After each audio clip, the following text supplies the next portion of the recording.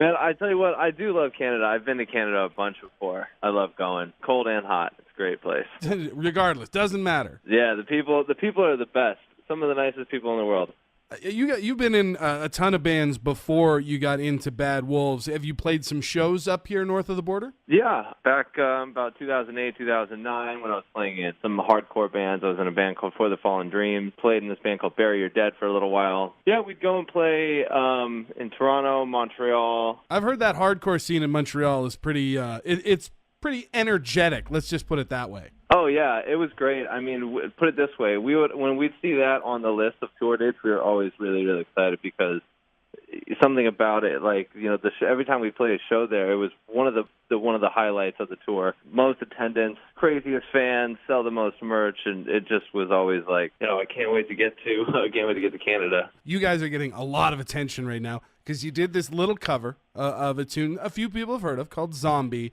The story behind this whole thing and with the vocals that were supposed to happen and didn't happen, it's absolutely crazy. For the band, what was the inspiration to do a cover of Zombie in the first place? It was originally Tommy's idea. He approached the band last year when we were writing songs for the record, just kind of casually, just like, hey, what if we were to do a cover of the song Zombie? I've always kind of had this idea, in the back of my mind, and, I think we're in a good position where we could do something with it. Just as an idea, we're like, okay. So we decided to just do the cover just out of his idea. When we finished it in December, Tommy was with Dan. Dan is one of our guys that works at the label, and they were just casually talking about the song, and Dan is friends with the O'Riordan family and was like, you know what, why don't I show this to Dolores and just, get her 2 cents on it? And so he showed it to her, and she liked it a lot, and then we came up with the idea of, hey, maybe ask her if she would want to sing on it. And sure enough, she was down to sing on it, and, that's pretty much it. And then, of course, unfortunately,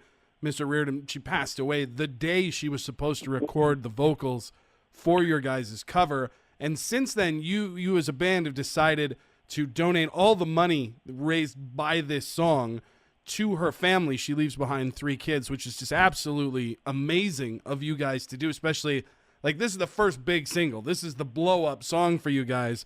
To then turn around and take that money and donate it away is just absolutely crazy. Was there even any hesitation in the band, or was it just this is the right thing? Well, there was absolutely zero hesitation to donate all the proceeds and all the money that's made from the song to the family. There was a little bit of hesitation to even put the song out, after the incident happened. But, we decided to move forward with it and feel all right about it, so... And it's gone well because this thing is blowing up. It's viral, Shazam charts, radio charts, Billboard charts. It's a big deal. Yeah.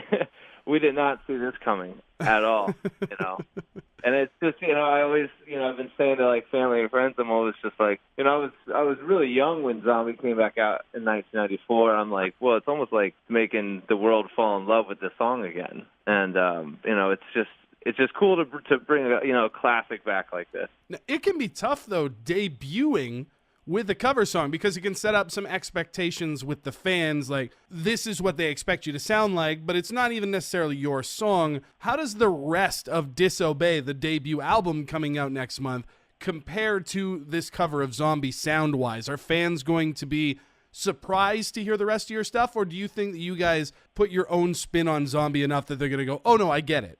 Well, they're gonna. I feel like they're gonna be a little bit surprised because there's some heavy ones on the record. There's because when we started putting the record together and writing music last year, we started out as a metal band, and it just kind of we have other songs on the record that are more on the alternative rock side, which will compare to Zombie a lot. But there are definitely some heavy ones on there because, like I said, we started out as a metal band, and we're one of these groups where we're always writing. So we had the record done over the summer, or so we thought, and we just kept writing and writing. And then, we wrote a few more alternative rock kind of ish songs and blended into our metal style.